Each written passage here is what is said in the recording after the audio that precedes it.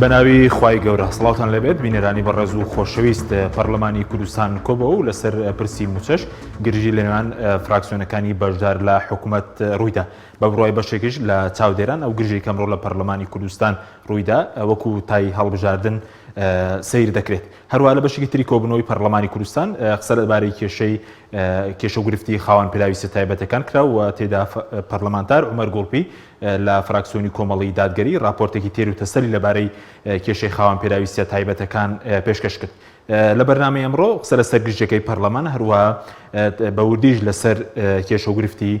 خاوەن پێداویستە تایبەتەکان داوەستی. لەسەر بەردەوامی لێبڕینی موچە فراکسیۆنی کۆمەڵ هۆشدارێکی توند ئاراستەی کابینەی نوێم دەکات. سەرۆکی پەرلەمانی کوردستانیش دەڵێت حکوومەت نایەتە پەرلەمان و منیش پۆلیسم نییە بیانهێنم. وئێستا بۆ هەم خەشەرا دەگەینەوە ئەگەر حکوومەت مانجی داهاتوو بەردەوام بێت لە لێبڕینی موچە بە سەدایەکیش بێ ئێمە وەکو ئەم فراکسیۆنی کۆمەڵی دادگەری لەگە فراکسیۆنەکانی دیکەمان ئێمە دەست بە پرساندن دەکەینەوە لەسەر لێبڕینی نایاسایی موچەی فەرمانبەران. ئەو داواکاری کە ئەندامانی پەرلەمان ئاراستەی پەرلەمان سەرۆکاتی پەرلەمانیان کردووە بە گوێرەی بڕگەی یەکەمی مادەی 66 ئەڵێ کۆبوونەوە لە نێوان پەرلەمان و حکوومەتدا پەرلەمان و حکوومەتدا ئێمە داواکارەکەی ئێوەمان ئاراستەی حکوومەت کردووە بە مەبەستی ئامادەبوون حکوومەت ئامادە نەبێ خستە بەرنامەی کاری بابەتی موچە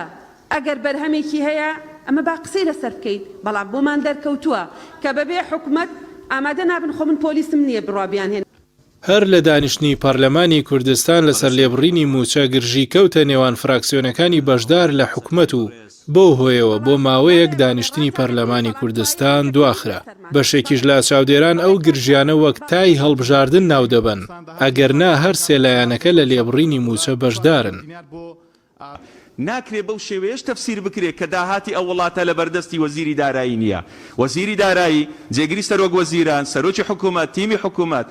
هەمووان خۆیان بە بەرپرسیار زانیە لە کۆبوونەوەکەدا بەرامبەر بارودۆخە. ناکرێت لێرەدا بە شێوەیەکی دیکە تەفسیر لەو بابەتە بکرێت هەموو مەسئولیەتەکە بخرێتە سەرشانی جەنابی سەرۆکی حکوومەت لەم بابەتەدا. پێمان سەیرە لەوەدا کە حکومڕانیت بەم شێوەیە ناکرێت بەڕاستی لێرەدا لە حکوومەت بەشداربی و لە ناو هۆڵی پەرلەماندا باز لەوە بکەیت کە ئەمە مەسئولیەتەکە مەسئولیەتی خەڵکێکی دیکەیە. حکوومەت هوتێلی 5 ئەستێرە نییە کە خەدەماتەکەت بەدڵ نەبێت و لە ناو حکوومەتدا بچێ دەرەوە. بەداپێدانانی حکوومەتی هەرێمی کوردستان خۆی بۆ هەر بەرمیلێک نەوت 35 دلار دەمێنێتەوە کە ڕۆژانە 430,000 بەرمیل نەوت بەدانپێدانانی حکوومەت دەردەهێنرێت و من تەحەدا دەکەم کە سەروی ئەم بەڕقەمەش هەیە کە ئەوەیە کە حکوومەتدانی پێدانە زۆر زیاتریشە لەمە. بۆیە بەڵێ ئێمە پێمان وایە کە حکوومەت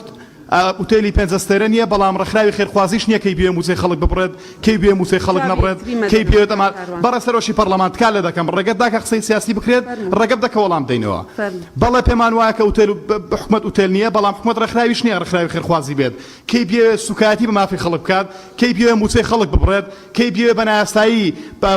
موچەی خەڵک کۆتایی پێ بهێنێت کەی بێ داهاتی خاڵە سنووریەکان بەتاڵان بەرێت کەی بێ بە کۆمپانیای شخصی و حزبی لە خاڵە سنووریەکان پارە کۆ بکاتەوە کەی بێ لە خاڵە سنووریەکان و لە داهاتی نەوت بە ئارەزووی خۆی بە کۆمپانیای شخصی و حزبی پارە بەرێت بەڵێ پێمان وایە کە حکوومەت ڕێکخراوی خێرخوازی نییە. شتێکیش ڕێگر نییە لەوەی ئێمە چاوپۆشی بکەین لەوەی کە لێبڕینی موچە هەیە گەندەڵی هەیە دزێتی هەیە قاچاقچێتی هەیە و بەرەوڕوو بە حکوومەت و بەجێگر و بە دەستەی دانوستانکارمان و تو هەموو ئەم شتانە و تومانە دەستبەرداری قاچاقچێتی بن دەستبەرداری ڕاوڕوت و قاچ و قوچ بن بۆی ئەم میلەتە بە خۆشی بژی. ئێمە ئەزانین حکوومەتی هەرێمی کوردستان ئوتێلی 5 ئەستێرە نییە بەڕاستی ئێمە هاتوین بۆی خزمەتی هاوڵاتیانی خۆمان بکەین. ئێمە اتفاقەیەکمان کردووە لەسەر بنەمای کورسی و نەسی اتفاقەکان لای هەمومان ماوە حزبی وا هەیە بە 12 کورسی هاتووە ئێستا 6 کورسی لەگەڵ ئێمەیە و داهاتیش 12 کورسی نەقساکەم بەجەم بەڕێ سەرۆکی پەرلەمان. ئەمە من ئاخر قسەمەکەم ئێمە وەک پارتی دیموکراتی کوردستان خاوەن بە خاوەنی ئەم حکوومەتە ئەزانین کێش ئامادە نییە لەم حکوومەتە بەرپرسیارەتی هەڵگرێت دەرگای کراوەیە دەتوانێت بە پێش چاوی خەڵکی کوردستانە بکشێتەوە لەم حکوومەتە. لە بەشێکی دیکەی دانیشتنی پەرلەمانی کوردستان گفتوگۆ لەبارەی کێشەکانی خاوەن پێداویستی تایبەت و خانەوادەکانیان کراو لەلایەن عومەر گوڵپی پەرلەمانتاری کوردستان راپۆرتێکی ورد لەبارەی کێشەکانیان خرایە ڕوو. سەبارەت بە موچەی کەمەندامان پێشنیارمان کردووە موچەی کەمەندامان کە لە ڕاستیە هاوکاریە بە پێی یاسا موچە نییە نەبەسترێتەوە بە لیستی موچەوە و لە ڕۆژێکی دیاریکراوی هەر مانگێکا بەبێ دواکەوتن لە کاتی خۆیان بدرێ. خاڵی هەواڵێکی ترەوەیە کە 30,000 هاوڵاتی خاوەن پێداویستی تایبەت زیاتر لە 8 ساڵە چاوەڕوانی ئەوەن کە موچەیان بۆ تەرخان بکرێت کە بڕەکەی 150,000 بەداخەوە حکوومەت تا ئێستا ئەم ئەرکەی جێبەجێ نەکردووە. کابینەی نوێمی حکوومەتی هەرێم بە شێوەیەکی نایاسایی نزیکەی ساڵێکە دەستی داوەتە لێبڕینی موچە و ئامادەش نییە کۆتایی بەو ستەمە بێنێت. بە پێی یاسا بەرکارەکان پەرلەمانی کوردستان دەتوانێت بە بڕیارێک لێبڕینی موچە هەڵبوەشێنێتەوە، بەڵام فراکسیۆنەکانی دەسەڵات ناچنە ژێرباری ئەو پرسە.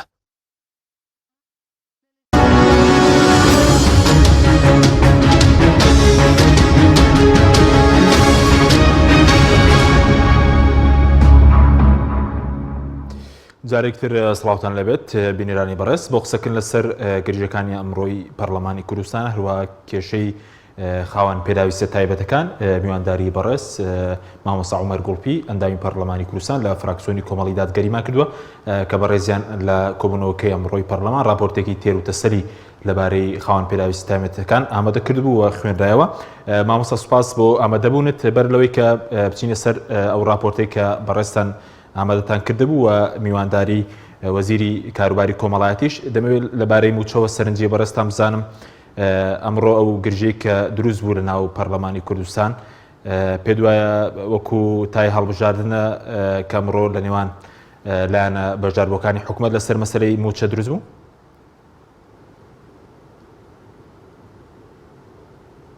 بەناوی خۆی بەخشندەی مێرەبان سڵاو لە بەڕێزت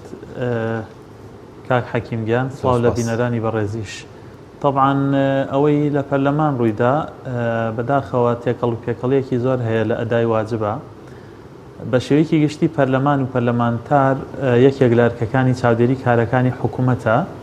بەڵام لە ڕووی خیتابی سیاسی و شێوازی کارکردنەوە پەرلەمان و پەرلەمانتاران و فراکسیۆنەکان دابەشە بن بەسەر بەرەی ئۆپۆزیسیۆن و بەرەی دەسەڵاتە یا ئەوانەی کە ئەو فراکسیۆنانەی کە حیزبەکانیان حکوومەتیان پێگەێناوە. ئەمە وەکو بنەما و مەبدەئێکی پەرلەمانی لە هەموو دنیا بەم جۆرەیە و ئەوانەی لە ئۆپۆزیسیۆنن دیارە ڕخنەگرن و پرۆژە خەنەڕوو و چاودێری تند لەسەر کارەکانی حکوومەتەکان و دەسەبن بۆ پرسیار و پرساندن و بەدواداچوون و ئەوانەی لە دەسەڵاتیشن مەفروض وایە هەر بەمەرکانە هەستن، بەڵام بە ڕێژەیەکی جیاواز بە ئەسلوبێکی جیاواز بە ئەدایەکی جیاواز و نابێت لە هەر هەموو کاتێکە هەر پشتگیری حکوومەتکەن. کاتێ حکوومەت بنەما دەوڵەتیەکان پێشێلەکە، کاتێ حکوومەت یاساکان پێشێلەکە، کاتێ حکوومەت لە چوارچێوەی بەرژەوەندی هاوڵاتی ناخولێتەوە مەفروض وایە هەموو پەرلەمانتارێک مەوقیفی هەبێ لەبەرەی گەلابێ لەبەرەی خەڵکابێ و لە زۆر وڵاتی دنیا کاتێک کە حکوومەت سنوورەکان تێپەڕێنێت تەنانەت و فراکسیۆن و ئەندام پەرلەمانانەی کە لە پەرلەمانیش کە لەو هەمان حیزبن طبعاً بۆ سپیکردنەوەی ڕووی حیزبەکانیشیان تەنانەت بەرەی خەڵکە بژێرن، بەرەی موەسسات هەڵەبژێرن، بەرەی با بڵین بنەما دەوڵەتیەکان هەڵەبژێرن و کاری پەرلەمانی فەزڵەدەن بەسەر کاری حکوومەتە. بەڵام ئەمەی لە هەرێم ڕووەدا بەڕاستی زۆر زۆر جیاوازە، تێکەڵ و پێکەڵە ئەبینی ئەوانەی کە لە دەسەڵاتن لە ناو خۆیان ئاجارێ ناکۆکن و ئەسڵەن حکوومەتێکیان پێی نەیەناوە حکوومەت بێ و بەمانای کەلیمە بە یاسا کار بکە و دەسەڵاتی بشکێ بەسەر هەموو داهاتەکانە و حکوومەتی وەک چۆن حکوومەتە لە هەولێر لە زاخۆ و لە خانەقین و لە کەلار و لە هەڵەبجەش حکوومەت بێ بە هەمان شێوە. بەداخەوە ئەم دوو هێزی دەسەڵاتە تەبەن سێ هێزی دەسەڵات حکوومەتیان پێگەێناوە، بەڵام ئەم دوو هێزە بوونەتە سەرەتانی حکوومەتی هەرێم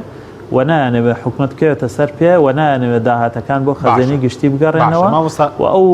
شەڕ و ململانەیەش کە لە پەرلەمان ڕووەدا ڕنگدانەوەی بەرژەوەندی ئامادیەکانە کە لە پەرلەمان ئەتەقێتەوە. بەس ئەمڕۆ بڵین سەبارەت بەوەی کەوترە حکوومەت هۆتێلی پێنجستێرن یا خودڕەخراوی خێرخوازی نیە، بەس هەر بە دیاریکراوی پارتیویەتی خەریکی دۆشینی ئەم حکوومەتە نین لەوە تێنەپەڕیوەکە وەکو هۆتێلێک و نازانم وەکو ڕێکخراوێکی خێرخوازی سەیری بکەین. بەڵە بە دڵنیاییەوە یعنی حکوومەت کە دەسەڵاتی نەشکێ بەسەر داهاتەکانی وڵاتە و بیان گەڕێنێتەوە بۆ خەزێنەی گشتی و دوو هێزی سیاسی دەسەڵاتدار لە سایەی چەکە و لە سایەی نفوسی دەسەڵاتیانە لە پارێزگا جیاجیاکان داهات بۆ بەرژەوەندی خۆیان بەکارێنن و چ کاتێک چەندیان بێ ئەوەندە ئەبەخشنە خەزێنەی گشتی بەداخەوە ئەمە ڕوویەکی ڕەشە و هەردوو هێزەکەگرێ وەکو یەک یعنی ئەوە نییە یەکێکیان پاریسێکی دروست کردبێ و یەکێکیان بۆ نمونە مۆزەمبیق بێ هەردووکیان وەکو یەک بچۆ تەماشای زاخۆ بکە بزانە لە هەڵەبجە و لە کەلار وێرانتر نییە بچۆ تەماشای ئاکرێ بکە بزانە حاڵی هەر نزیک لە چەمچەماڵ نییە هێندێ جار هێندێشت هەڵخەڵەتیانەرە دیوێکیان هەیە بۆ دەرەوە لە ڕاستیە بەو جۆرە نییە مەسەلەن تۆ لە هەولێر ڕاستە شەقامی 120 مەتری تەواو کردو بەس ئەی دەوروبەری هەولێر هەر هەولێر نییە ئەی ڕێگەی نێوان هەولێر کۆیە هەر سەر بە حکوومەتی هەرێم نییە بۆ ئەڵێ ڕێگەی مەرگە ئەی مەگەر ڕێگەی کەلار سلێمانی هەر سەر بە هەرێم نییە و ئەرکی حکوومەت نییە بۆیە بەڕاستی ئەم دوو هێزە بەڵا هەردووکیان تەنها وەکو مانگایەکی شیردەر لە حکومەت ئەڕوانن و شیرەکەی بۆ ئەوانە و پاشماوەکەشی بۆ خەڵکە بەداخەوە کە من ئەمە ئەڵێم زۆرم پێ ناخۆشە بەڵام ئەبێ هەمومان ڕاستیەکان بزانین هەموو ئەو ئینسانانەی لەم وڵاتە دڵسۆزن بزانن کەم دوو هێزە سیاسیە دەسەڵاتدار لە سایی چەکی دەستیان لە سایی چەکی حیزبیانەوە و هیچ باکیان نییە لەوەی کە چۆن دەسوەرە دەنە خێروبێری ئەم وڵاتە و باکیشیان لەوە نییە میلەت برسیە بێ خەڵک برسیە بێ لێبڕینی موچە بەردەوامە بێ و ئەمە سەلماوە کە داهاتی ئەم وڵاتە لە خەرجەکانی زیاترە و ئەکرێ ئێمە خەڵکی کوردستان باشتر بژی باشە ماوەستا سەبارەت بەوەی کە هەر لە دانیشتەکەی ئەمڕۆی پەرلەمانتاری باسی لەوە کردبوو کە ئێوە وەکو لایەنەکانی ئۆپۆزیسیۆن کاتێکە حکومەت دێ ڕوبەڕوو قسە بە حکومەت ناکەن ناڵێن بەڵام کاتێککە لە دانیشتنی پەرلەمان بۆ مزایدە قسەی تون دەکەن بەم شێوەیە ئێوە ڕوبەڕوو قەت نەتانتوانیوە قسە بە حکومەت بڵێنەوە کاتێککە لە پەرلەمان ئامادەبوون لە کاتی لێ پرسانەکەش بڵێن ئەو قسەیە ڕاست نییە ئێمە بە تەواتی ڕەتیەکەینەوە طبعاً ئێمە ویستمان بەشداری بکەین بۆ وەڵامدانەوەی بەڵام لەبەرەوەی سەرۆکی پەرلەمان بەڕێز دکتۆر ڕێواز خۆی وەڵامی دایەوە چەند بەڕێزێک کەش وەڵامی دایەوەی تر بە پێویستمان نەزانی لە ڕاستیە جارجار تۆمەتی کەشمانە خەنە پاڵ ئەڵێن ئێوەی ئۆپۆزیسیۆن لە کاتی لیژنەکانە یا لە کاتی کۆبوونەوە تایبەتەکانە لەگەڵ حکوومەت لەبەرەوەی کامێرەی لێنێ و ڕاستەوخۆ نەقلی ناکە یا بەشداری ناکەن یا ڕەخنە ناگرن یا شتی لەو جۆرە کە ئەوەش هەر ڕاست نییە لە ڕاستیە ئەوە مەبەست لە کۆبوونەوەی 2 هەفتە لەمەوە پێش بوو کە شاندی دانوستکاری حکوومەت هاتە پەرلەمان و لەگەڵ دەستەی سەرۆکایەتی لەگەڵ سەرۆکی فراکسیۆنەکان و لیژنەی سامانە سروشتیەکان و دارایی بەیەکەوە کۆبووینەوە ئێمە لە فراکسیۆنی کۆمەڵ 2 کەس بەشدار بووین برام کاگ عەبدولستار سەرۆکی فراکسیۆن و لەگەڵ بەندە بە ناونیشانی ئەندامی لیژنەی دارایی وەلەو کۆبوونەوەیە هەموو ئامادەبووان ئاگادارن ئەزانن کە ئێمە زۆر بەجددی قسەمان کرد و ڕەخنەمان کرد و بۆچوونمان خستە ڕوو و تێبینیشمان خستە ڕوو سەبارەت بە داهات سەبارەت بە بودجە سەبارەت بە ڕێکەوتن لەگەڵ بەغا سەبارەت بە لێبڕینی موچە و ئەو بۆچوونەی کە ئێستا ئێمە لەسەر ئەم شاشەیە بۆ ئێوەی بە ڕێزوبینەرانی باسەکەین هەمان ئەو قسانەمان کردووە لەو کۆبوونەوە باسمان کردووە و تەنانەت ڕێکارە پەرلەمانیەکانیش کە ئێمە گرینە بەر ئەمە ئەسەلمێنێ بڕۆن تەماشای پرسیار و بە دوواداچوونەکانمان کەن بزانن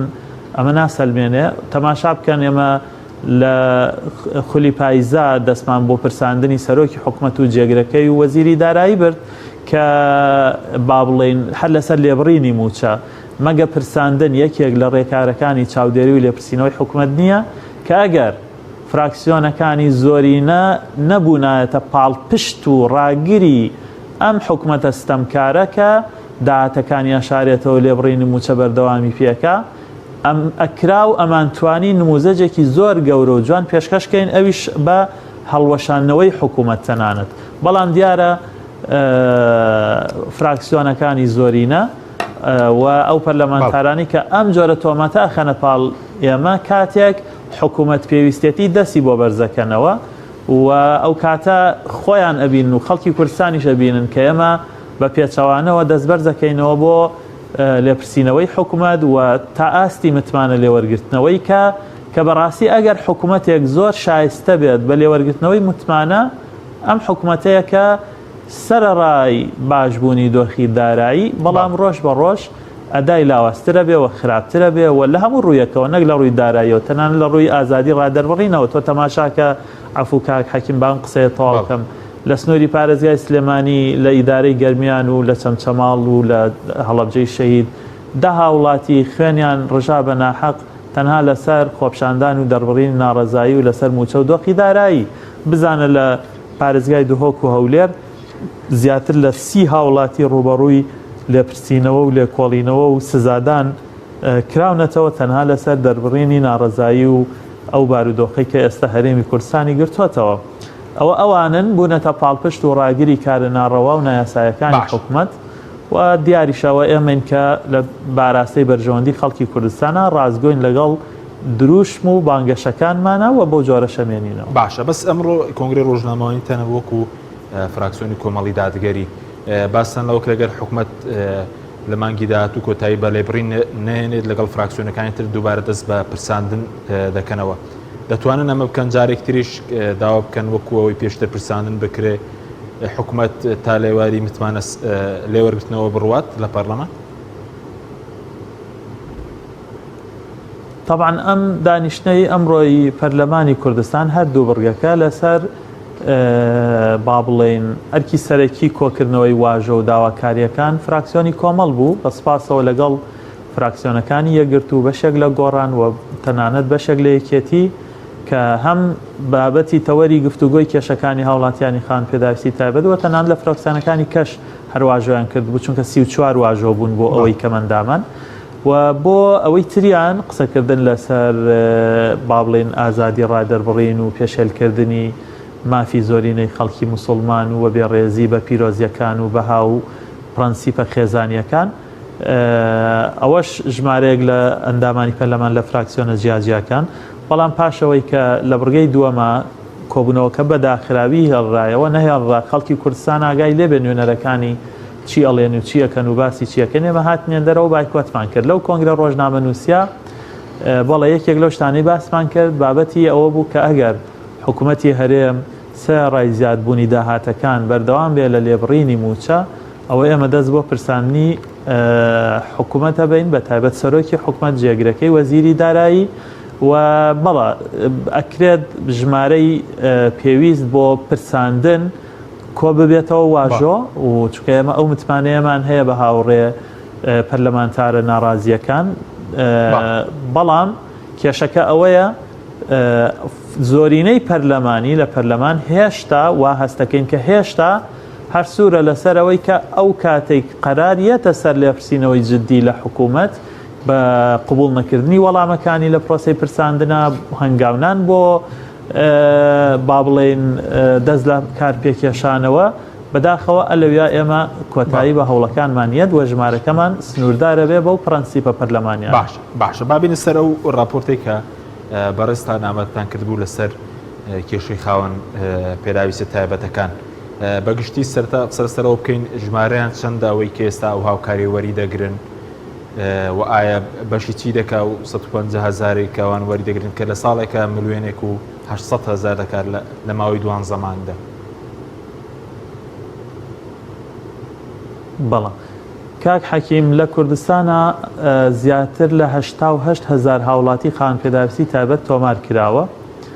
ئەوە ئەوانن کە تۆمار کراون و موچەیان هەیە طبعا نزیکەی 12,000یان کارمەندی حکوومەتن یان موچەیەکی تریان هەیە سەرچاوێکی داهاتیان هەیە تەنها 100,000 وەرەگرن و ئەوەی ئەمێنێتەوە لە 88,000کە دوای ئەوەی 12,000مان لێ دەرکرد کە 74,000 هیچ موچەیەکی تریان نییە و ئەو بڕەپاری وەریەگرن تەنها 150,000 طبعا 150,000 بۆ منداڵێک تا ڕادەیە کە لە چوارچەوەی خێزانێکایە ئەرکی جۆرا و جۆری لەسەر نییە با بڵێن تا ڕادەیەک خراپ نییە بەڵام بەڕاستی 150,000 بۆ هاوڵاتیەکی خان پێداویستی تایبەت کە خێزاندارە بۆ نمونە سەرۆک خێزان بێ نابینا بێ یاخود کەسێک بێ هەردوو قاچی لە دەستداوە لەسەر کورسێکی جوڵا و خێزاندارە و کرێچیە و 3-4 مناڵی هەیە بەڕاستی ئەو پارەیە ستەمکارانەیە و بەشی خەرجی و پێویستەکانی ناکە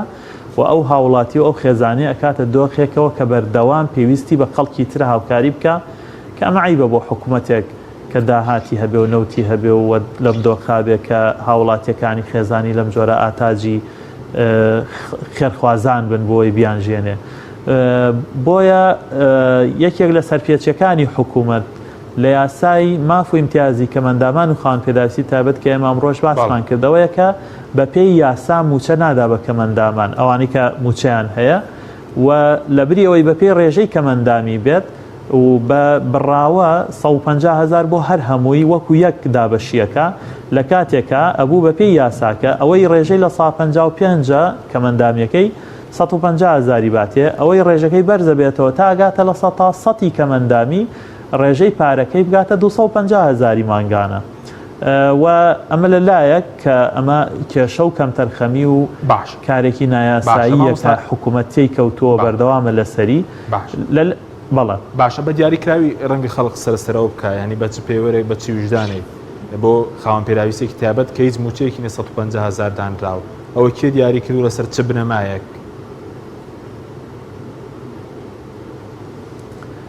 خۆی لە بنەمایە کاک حەکیم ئەم پارەیە موچە نییە بەڵکو هاوکاریە و لە کاتی خۆیان دانراوە حکوومەت لەبەرەوەی بەداخەوە و وەسیلەکانی لاوازن گەندەڵی زاڵە بەسەریا تەدەخلی حیزبەکان و واستە واستەکاری زاڵە بەسەریا نەیتوانیوە سیستەمێک پەیڕە و کاکە عادیلانە بێ و ستەمکارانە نەبێ ئەبێت جیای کەیتەوە هاوڵاتیەکی خاوەن پێداویستی تایبەت خێزاندارە لەگەڵ کەسێک بە تەنها خۆیەتی و مناڵێکە لە چوارچێوەی خێزانێکە هاوڵاتیەکی خاوەن پێداویستی تایبەت سەرۆک خێزانە و هیچ سەرچاوێکی بژێوی نییە لەگەڵ کەسێکە کە سەرچاوی تری بژێوی ژیانی هەیە لە ڕاستی ئەمە سیستەمی عادیلانە ئەتوانێت ئەمە بکە بۆ ئەو وردەکاریانە سیستەمێکی باشترمانەوێ ئەکرێت بە هەموارکردنی یاسای ماف و ئیمتیازی کەمەندامان یاسای ژمارە 22 ساڵی 2011 کە یەکێک لە پێشنیارەکانی ئێمەیە و پەرلەمانی شێندە هەنگاوی بۆ ناوەلیژنەی کار و کاروباری کۆمەڵایەتی یەکێک لە ڕێگەکانی چاکردنی ئەم عەدالەتیە هەموارکردنەوەی ئەو یاسایە بێت و بەڵە بە دڵنیاییەوە ئەمە کێشەیەکی گەورەیە 150,000 هاوڵاتی هەبێ یا خێزان هەبێ 150,000 سوودمەند بێ کێشەگەل لەوەش زیاترەکە حەکیم تەنانەت لە ئەم 150,000ش بە ڕێکوپێکی نادرێ بۆیە ئێمە یەکێک لە پێشنیارەکانمانەوە بوو ئەم 150,000 نەبەسترێتەوە بە لیستی موچەی کارمەندانەوە بە ڕۆژێکی دیاریکراوی هەموو مانگێکە بەبێ ئیعلان و خشتە و لیستی موچە وەزارەتی دارایی فەرمان بدا بە گەنجینەکان و بانقەکان و کاروباری کۆمەڵاتیش فەرمانگەکانی ئەو موچەیە دابین کەم یعنی هاوڵاتی کەمەندان بزانێ 25 هەموو مانگێک ئەو موچەکەی خۆی وەرەگرێ ئیتر لیستی موچە هەیە نییە لێبڕین هەیە نییە بەداخەوە لە 2020 بۆ یاڵێم ناحەقیەکە گەورەترە لە کۆی 12 موچە تەنها 5 موچەی ساڵی 2020 دابش کراوە کامە زوڵمێکە باشە گەر هاوڵاتیەک تەنها سەرچاوی داهاتەکەی ئەوە بێ بەچی بژی چۆن پێداویستیەکانی ژیانی دابین کا بە تایبەت ئێمە ئەزانین هێندێ لە خاوەن پێداویستە تایبەتەکان بەهۆی کەمەندان بوونیان خەرجی زیاتریان هەیە لە ژیانیان نابینایەک بۆ نمونە تەکسی زیاتر ئەگرێ کەسێک شەلل دەماغە هێندێ پێداویستی تری تەندروستی و عیلاج و چارەسەر و ئەوانەی ئەوێ ئۆتیزمە چارەسەر و ڕاهێنانی ئەوێ بە بەردەوامی کە لە هێندێ سنتەری ئەهلیە ڕاهێنانیان هێندێت حاڵت ئەگاتە 600-700 دلار کە ئەمە بەڕاستی بارگرانیەکی زۆر گەورەیە یەکێک لە شتەکانی ئەمە پێشنیارمان کردبوو بۆ کەمکردنەوەی ئەو پارانەیە کە لە کەرتی تایبەت وەرەگیرە بە ناوی ڕاهێنانەوە بۆیە بەڵە ئەو بڕەپارەیە کەمە کێشەیەکی ترمان هەیەکە حەکیم ئەمەوێ ئەوە ئاماژە پێ بەم ئەویشەوەیە 30,000 هاوڵاتی کە بە زگماک کەمەندامن لەدایک بوون یاخود بە ڕوودا و کەمەندام بوون لە ساڵی 2012ەوە چاوەڕێەوەکەن ئەم 150,000یان بۆ تەرخان بکرێ بەداخەوە حکوومەت تا ئێستا تەرخانی نەکردووە لە ساڵی 2012 کێشەی دارایی نەبوو هیچ کێشەیەک نەبوو بۆ ڕایان گرتووە نازانم بەڕاستی بەڵام لە ئێستایا بەتایبەت لە 2021 دۆخی دارایی باش بووە سەرچاوی داهات زیاد بوون و هیچ پاساوێک نەماوە بۆ لەوە زیاتر دواخستنی بەستنی موچەی ئەو کە هاوڵاتیانە کە 30,000 هاوڵاتین و ئێمە فشارەکەین بۆی حکوومەت پابەند بێ بەمەرکەی و موچە بۆ کەمەندامانە دابینکە باشە بەس پێدوای هیچ مبەڕێکی بڵێ پاساوێکی دارایی هەیە کە بەڕێز دەڵێ 30,000 هاوڵاتی لە 2012 تا ئێستا کەمەندامی نوێ تۆمار نەکراویت پاساوێکەیە واوەی کرد بەگەر بە 150,000ەکەش لێکی بدەینەوە 4 ملیار و 500 ملیۆنی دەبێت تەنها 4 میلیارد بڵین هێندە بارگرانێکی گەورەیە لە کاتێکە پەرلەمانتاران دەڵێن مانگانە لە خاڵە سنوورەکان 200 میلیارد دینار بڵین قەبارەی قاچاقچێتی و گەندەڵیە نەخێرکە حەکیم پاساو ئەو سیستەمە حیزبیە کە خۆی سەپانووە بەسەر هەرێمی کوردستان و داهاتەکەیە و حکوومەتی و دامەزراوەکانی بە تەواوەتی داڕزاندووە و وای لێ کردووە زیاتر لە حکوومەتێگەچێ بۆ خزمەتی دوو سیستمی سیاسی حیزبی نەوەکو بۆ خزمەتی هاوڵاتی کە بەڕاستی ئەمە کێشە گەورەکەیە تەنها وەگەوەی جەنا بدامەژەت پێیا من لێکدانەوەم بۆ کردووە تەنها ئەو پارەیەی کە لە سنوورەکان و لە خاڵە گومرگیەکان بە قاچاخی ئەخرێتە گیرفانی دەسەڵاتدارانی هەردوو حیزبی دەسەڵاتەوە و بەدزی بە گەندەڵی بە خراپی سیستەم بە کۆمپانیاکاری بە هەدەرەترێ ئەچێتە گیرفانی کۆمپانیاکانی حیزبەوە لە ساڵێکا 2 میلیارد دۆلارە کە حەکیم 2 میلیارد دۆلار یعنی خەرج بکرێ بۆ هەر بوارێک ئەو بوارە هەڵ ئەسێنێتەوە یعنی ئەیگەێنێتە ئاستی وڵاتانی پێشکەوتوو 2 میلیارد دۆلار خەرجکەی بۆ نمونە بۆ کەمەندامان ژیانیان زۆرە گۆڕێ لە زۆر بوارە 2 میلیارد دۆلار خەرجکەی بۆ ژێرخانی ئابووری بۆ ئاوی خاوێن کێشە ئاوی خاوێن لە کوردستانە نایڵێ 2 میلیارد دۆلار خەرجکەی بۆ بەندا و مەترسی وشکە ساڵی لەسەر زەویە کشت و کاڵیەکان کەمەکاتەوە بۆیە بەڕاستی باش و لە نەوتەوە داهات زیاد بووە لە باجەوە داهات زیاد بووە هیچ پاساوێک نییە و تاکە پاساوێک هەبێ ئەوەیە کەم حکوومەتە حکوومەتی مؤسسات نییە حکوومەتی دامەزراوە نییە و یاسا جێبەجێ ناکا و گیرۆدەیە بەدەست دوو حیزبی دەسەڵاتدارەوە کە تا بۆیان بکرێت داهاتەکان زیاتر بۆ بەرژەوەندی خۆیان بەکارێنن کە بەداخەوەمە دیسانەیڵێمەوە کە ئەمە ئەنجامێکی زۆر خراپە بەڵام باشە بە کورتی ئێوە چ فشارێک دەکەن بۆی ئەو 30,000 کەسی کە چاوەڕێن بڵین تۆمارکردنی کەماندامی نوێ دەست پێ بکاتەوە و لەسەر دیارنەمانی موچەش ئەوەی کە بەرەزوتت لە 2020 کەمەندامانەوانی کە 150,000 لە تێگرای بڵین ساڵەکە 750,000 وەرگرتووە ئەو بڕەپارەیە چی لاتەوەی کە پێشتر خۆت براچوون کردبوو کە لە عێراقەوە 396 ملیار بۆ کەم خاوەنپێراوی تایبەتەکان تۆڕ کۆمەڵایەتیات و بەس حکوومەت 100 ملیاری تەرخان کردووی بڕۆپارەیە چی لاتوو بەڵکە حەکیم طبعاً لە ڕاستیە هەرە و بڕەپارەیە نییە کە با بڵێن لە حکوومەتەوە خەرج بکرێ بەداخەوە حکوومەتی هەرێم لە بوارێکی تریشا کەم تەرخەمە کاتێک لە بەغدا لە بواری بودجە و یاسای بودجە ڕێگەکەوێ بۆ نمونە لە 2020 5 جار بڕەپارەی پێگەشتووە لە بەغداوە لەوێ لە بەغداوە لە یاسای بودجە تەرخانکراوی تایبەت بە چاودێری کۆمەڵایەتی تۆڕی پاراستنی کۆمەڵایەتی بەجیا حسابی وەکرێ لە فەسڵ و مادەی سربەخۆیە واتە پەیوەست نییە بە موچەی کارمەندان پەیوەست نییە بە بودجەی تایبەت بە وەبەرهێنان پەیوەست نییە بە پترۆ دۆلار بەڵکو سربەخۆیە لە فەسڵ و مادەیەکی سربەخۆیە بە ناوی چاودێری کۆمەڵایەتی تۆڕی پاراستنی کۆمەڵایەتی یا بە عەرەبیەکەی شەبەکەی حیمایە ئیجتیماعیە کە بۆ کەمەندامان و بۆ هەژارەکانە لە ساڵی 2020 396 ملیار دینار بەو ناونیشانە لە بەغداوە هاتووەتە هەرێمی کوردستان من بە دوواداچوونم بۆ کردووە و نووسراوە ماراسی ئەنجومەنی وەزیران کردووە ئەوانیش نووسراوەکان وابزانمی ئاراسی وەزارەتی کار کردووە یا دارایی چاوەڕوانیەوە کەم کە بە دوواداچوونی زیاتر بکەین بۆی بزانین چارەنووسیە و پارەیە چی لێ هاتووە و پارەکانی تریش تەنانەت ئەوەی لە 2020 خەرج نەکراوە کاک حەکیم یعنی ئێمە بێ شتەکان بخینەوە سەر سکەی خۆیان بۆ نمونە من هاوڵاتیەکەم هەردوو چاوم ساغە دەستم ساغە قاچم ساغە ئەگەر بکەینە دۆخێکی زۆر خراپەوە حکوومەتیش تەنان نەتوانێت هەلی کارم بۆ بڕەخسێنێ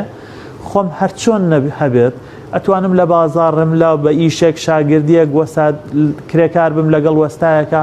بە هەر ڕێگەیەک هەیە پارۆنانێک بۆ خۆم و مناڵەکانم پەیداکەم بەڵام بەڕاستین بۆ نابینایەک ئەم دۆخە زۆر قورسە بۆ کەسێک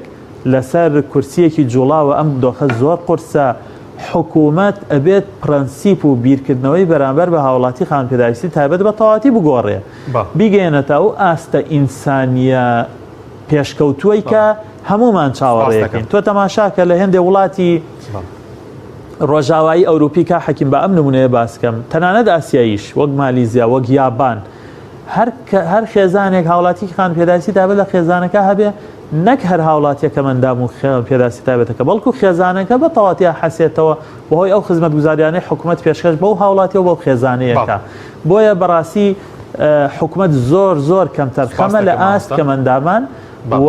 سەبارەت بە مامەڵەکردنی داراییانە لەگەڵیانە. بەڵێ سوپاس دەکەم دوای ناوبڕەکە دەگەڕێم وڵات سەرەوەش دەکەین کە بەڵێنێک دراو بە کەماندامان دوو موچیان پێ بدرێ ئەو چی بەسەرات دوای ناوبڕەکە لەسەر پرسەکانی تریشە قسەکەین بەڵە بینێرانی بەڕێز ناوبڕێکی کورت و دەگەڕین وڵاتان لەگەڵمان بمێنەوە. تۆپ ئارت تاکە بریکاری تۆڕی میدیایی کۆمەڵ بۆ بەرهەمهێنان و بڵاوکردنەوەی ڕێکلام. ئەڤرو جیهان هەمین مژیلێ بەرەنگاربوونا ڤایرۆسێ کۆرۆنایەنە و چەوانیە دیتنا ڕێکên ساخلەم بۆ پاراستنê ji vî vayrosî. Li kompanya Paşa Baxçe û bû cara êkel cîhanê beşek bi navê Vblok hate danan bû çêkirina hemî cûrên amanên şîşey yên tendurustî ji bo parastineka baştir û saxlemtir bû hewa û xêzanên hewa. Vblok ev sîstemê pêşkeftî nahêlît çi bakteriya yan vayrosên xerab bi şîşey ve bimînin. Pirêka kompanya Alton Oz hîndêşên vî cûrê amanên şîşey bi destxwe ve bînin. Ebtinê peywendiyê bikin bû pitir pêzanînan. Kompanya Alton Oz zaxo komelgeha bazirganî. سڵاو، ئایا ئەزانیت هایلۆت چییە؟ هایلۆت گەورەترین و نوێترین سیستەمی ژمێریاریە بۆ ڕێخستن و یارمەتیدانی مامەڵە بازرگانیەکانت تایبەت بە کۆمپانیا، کارگە، کۆگا، مۆڵ، بەنزینخانە، هۆتێل و ڕێستۆرانت، مارکێت و دەرمانخانە، مەلەوانگە و سەنتەرە وەرزشیەکان. بە خۆشحاڵیەوە ئێستا سیستەمی هایلۆت بە زمانی شیرینی کوردی بەردەستە تایبەت بە کڕیارە بەڕێزەکان. هایلۆت گەرانتی مانەوەیە بۆ پەیوەندیکردن 070 791 10 هایلۆت.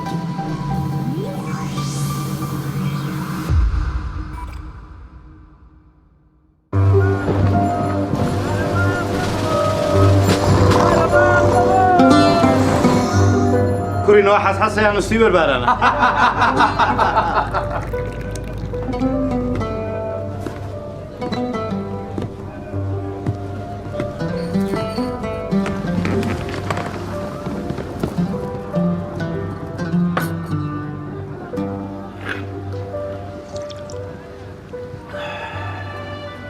ئەو چایە خۆشە وەک چاوی ڕەش بێ شیرینی شەکر ژیانی هاوبەش بێ چا بێ چا نەبێ هەر کەسێ هەم نشینی چا نەبێ قەت پێ چا نەبێت. ئەمە چایەکە وای ئیلهام بەخشە. مامۆستا ئەمە ڕاستە خۆی یەک چایە بەڵام تێکەڵەی حەوت جۆر چایە ئەمە چای نەورەسە نەورەس. بەڕاستی پڕتام و چێژە. چای نەورەس تێکەڵەی حەوت جۆر چای کێڵگەکانی سریلانکایە. ئەمە خەوچاتێکەڵەکەی نەورەسە من بەس ئەم چای خەبەرم مەکاتەوە. یەکێک لە بەرهەمە ناوازەکانی دۆڵفینسی سفرەی سەفەری دۆڵفینسیە. دۆڵفینسی لەگەڵ خواستە هەمە جۆرەکانی ئێوەدایە و باشترینی بۆ هەڵبژاردوون. بۆ ڕازاندنەوەی سفرە و خوانەکانتان بۆ میوانی زۆر و خوانە تایبەتەکانتان سفرەی سەفەری دۆڵفینسی هاوڕێی هەمیشەیتان دەبێت. ڕەنگی جیاواز، قەبارەی جۆراوجۆر، کوالیتی باش، نرخی گونجاو، سیمای هەرە دیاری بەرهەمەکانمانە. سفرەی سەفەری دۆڵفینسی باشترین جۆر و زۆرترین دانا. دۆڵفینسی بژاردەی کابانی ماڵ بۆ هەر چوار وەرزی ساڵ.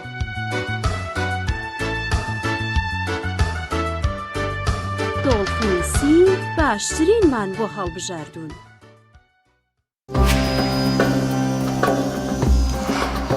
هەیە حەزەکات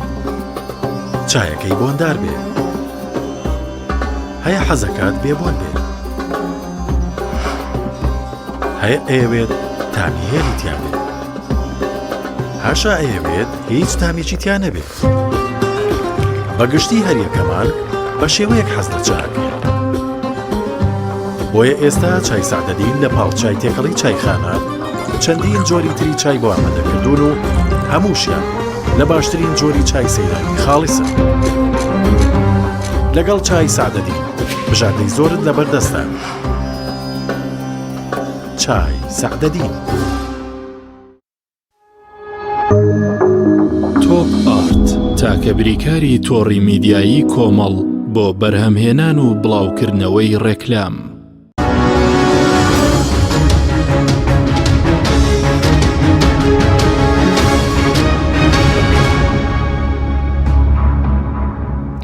زارێکتر سڵاوتان لەبێت بینەرانی بەڕێز مامۆستا عومەر پێش ناوبەرەکە پرسیاریەوەم کرد بڵین خاوەن پێداوی ستایبەتەکان پێشتر لە ماوەی ڕابردوودا لە بەردەم ئەنجومەنی وەزیران گرتبوونەوە داوایان کردبوو دوو موچیان پێ بدرێت. هیچ ئەمڕۆ پرسیار لە وەزیری کاروباری کۆمەڵایەتی کرا هیچ وەڵامێکە بوو لەو بارەوە یاخود ئەوەندەیان پێویستە کە بارگرانی زۆر دروست بکە حکومەت نەتوانێت بۆ نمونە دوو موچەشیان پێ بدات؟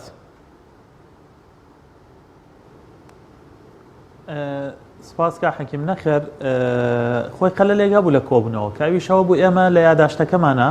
34 ئەندام پەرلەمان داوامان کردبوو کە 3 وەزیر حازر بن: وەزیری کار و کاروباری کۆمەڵایەتی، وەزیری دارایی و ئابووری، وەزیری تەندروستی. ڕاستە یەک دوو وەزیری کەش هەر پێویستن وەک وەزیری پەروەردە و وەزیری ڕۆشنبیری و ئەوانە تەنانەت وەزیری شارەوانیش. بەڵام ئەم 3 وەزیرە لەبەرەوەی 6 وەزیر بێتەوە تۆزێ زەحمەتە بەهۆی تەنسیق و ئەوانەوە، بەڵام 3 وەزیرمان داوا کردبوو. سەرۆکایەتی پەرلەمان کە بەهۆ کارێک کە بۆ خۆیان نەگەڕێتەوە تەنها وەزیری کاروباری کۆمەڵایەتیان بانگێش کردبوو، بۆیە هەموو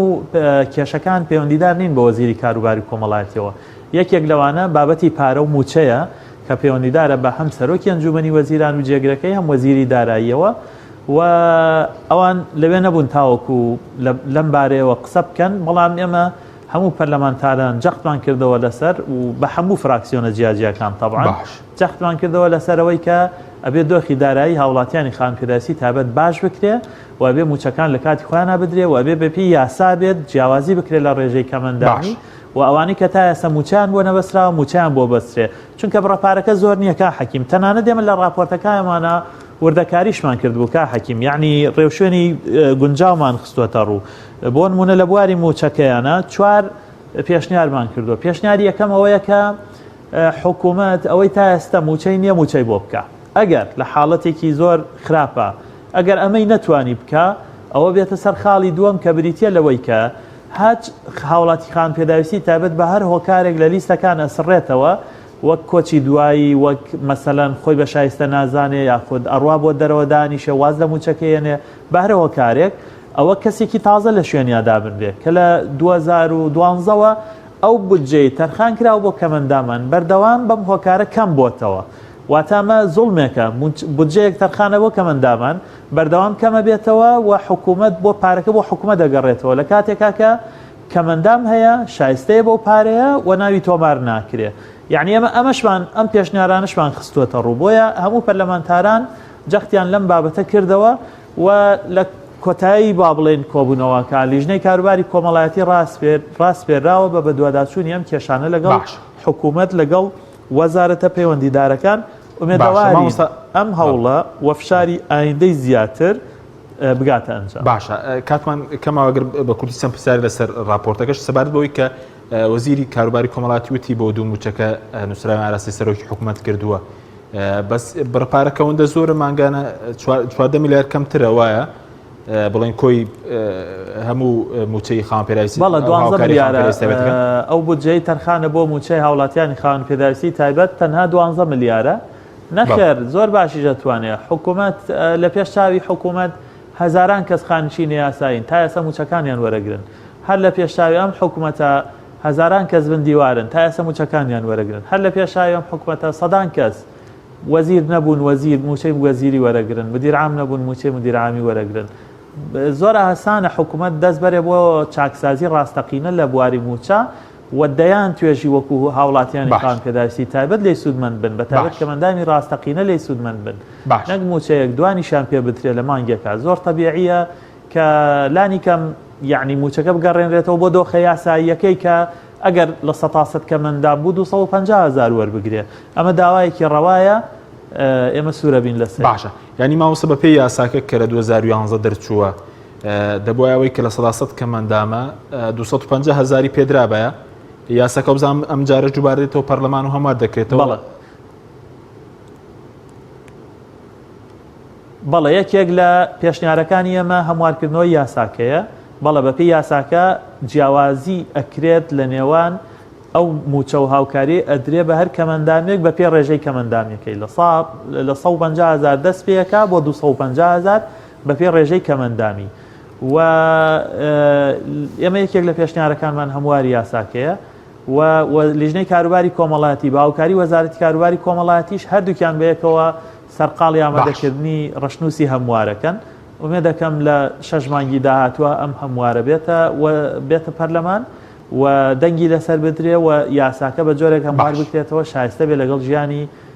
ئێستەی کەمەندامان یاخود خواستەکانیان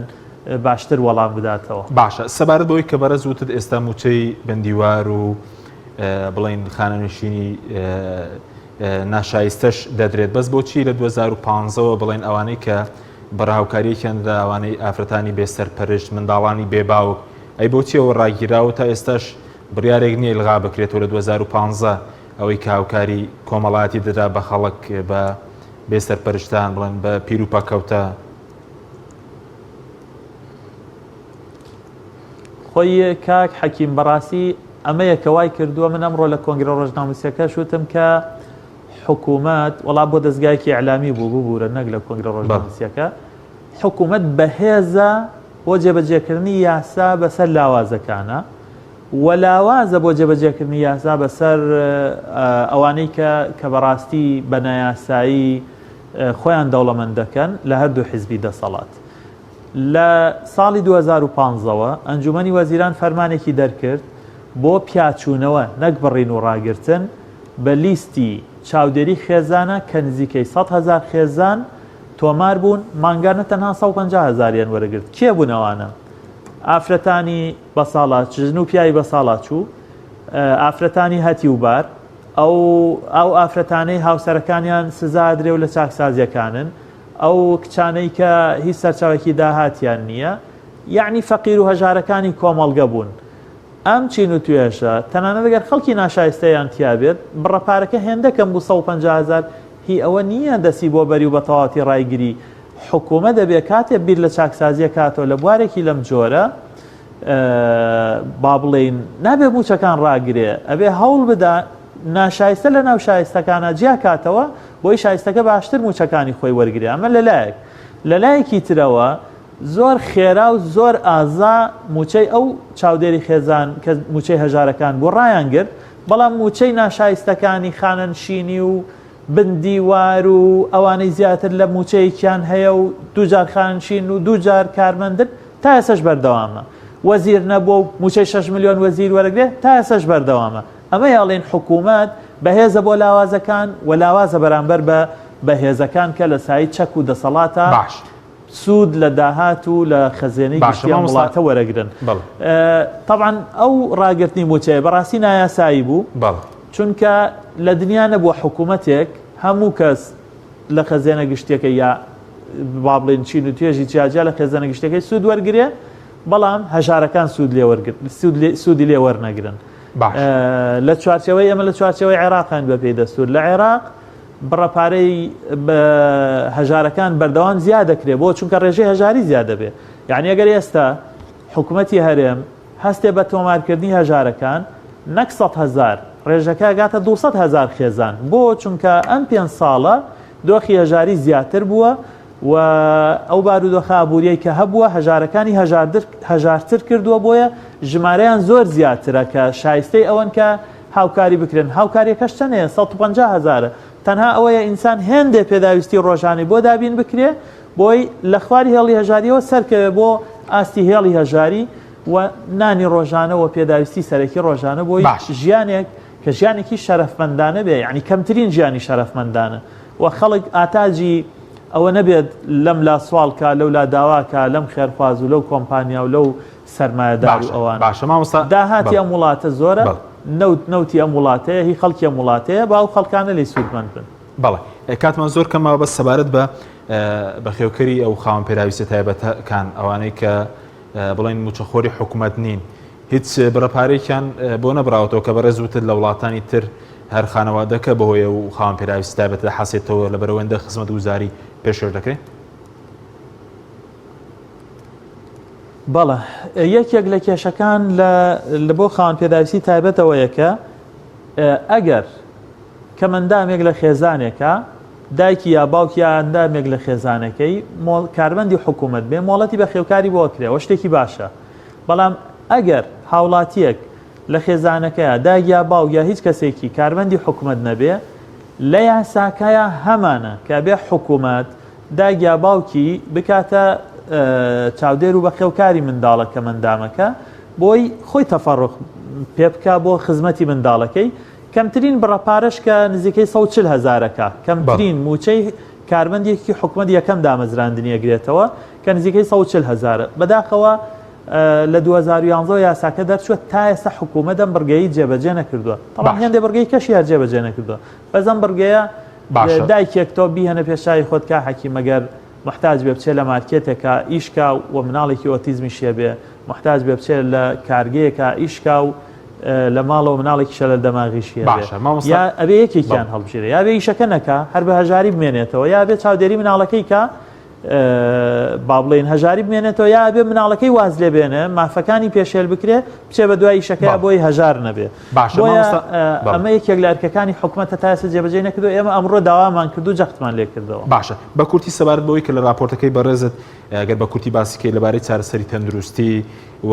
سنتەرەکانی ڕاهێنان و هەلی کاریش بۆ خاوەن پێویستی تایبەتەکان چ پێشنیازێکتان کردو بە کورتی بێ سوپاس دەکەم زۆر پێشنیاری باش کرا چ لە راپۆرتەکە و چ بەشداربوونی هەموو ئەندامانی پەرلەمان بەڕاستی گفتوگۆی باش کرا و بۆچوونی باش کرایە ڕوو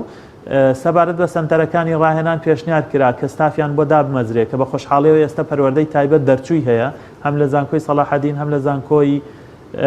سلێمانی نزیکەی 150,000 دەرچووی پەروەردەی تایبەت هەیە بێوانە دابمەزرێن ئیتر بە گرێبەست بێ بە هەمیشەیی بێ بەوانە بێژی بێ لە خوێندنگەکان بۆی چاودێری مناڵانی خاوەن پێداویستی تایبەتکان لە سنتەرەکانی ئۆتیزم لە سنتەرەکانی ڕاهێنان و لە بواری هەلی کارە ئەبێ ئەولەویەتی هەر دامەزراندنێکی حکومی و غیری حکومیش هەبێ حکوومەتیشکا بۆ هەندانی کارتی تایبەت بۆی کەمەندامان پشکیان هەبێ بۆ حکومیەکە بێ ڕێژەی لە سا 5 بێ بەداخەوە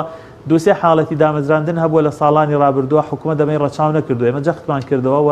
چاودێری حکوومەتی شەکەین لەم بوارە کە هەر دامەزراندنێک هەبێ چارەسەری پزیشکی بۆ کەمەندامان بێ و سەبارەت بە شوێنی نیشتەجێبوون پێشنیارمان کردووە و داوامان کرد و با بڵین لەمە دوای بە دوواداچوونی بۆکەین کە حکوومەت ئەو مۆڵەتی وەبەرهێنانەی ئەیاندا بە یەکەکانی نیشتەجێبوون بیکاتە مەرج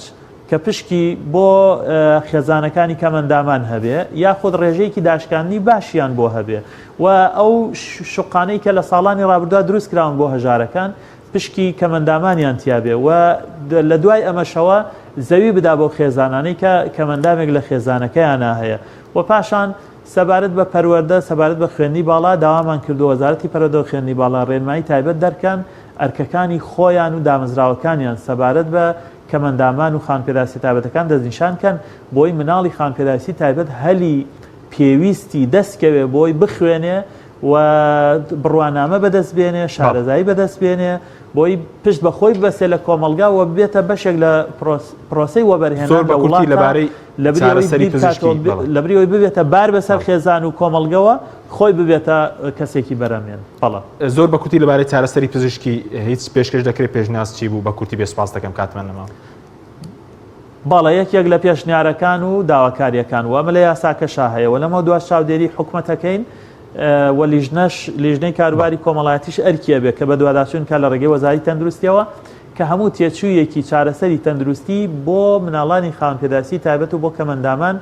دابین بکات چ پێویستیەکانی وەکو کورسی جوڵا و داشە و هەندێک پێداویستی تر چ چارەسەری پزیشکی کە لە نەخۆشخانەکانی ئێوارانە یاخۆد ڕاوێژکاریەکانە هەیە و تەنانەت داوامان کردووە کە وەزارەتی تەندروستی ڕێنماییەک دەرکا بە پێ ئەو ڕێنماییە کەرتی تایبەت لە بواری تەندروستی پابندکە بەداشکاندنێکی گونجاو زۆر باش بۆ کەمەندامان و خێزانەکانی بەڵێ سوپاس دەکەین زۆر سوپاس بۆ بەڕێز مامۆستا عومەر گوڵپی ئەندامی پەرلەمانی کوردستان لە فراکسیۆنی کۆمەڵی دادگەری سوپاس دەکەین کە لە هەولێر و لەگەڵمان بووی سوپاس بۆ بینێرانی بەڕێز سوپاس بۆ هاوکاران خواتان لەگەڵ.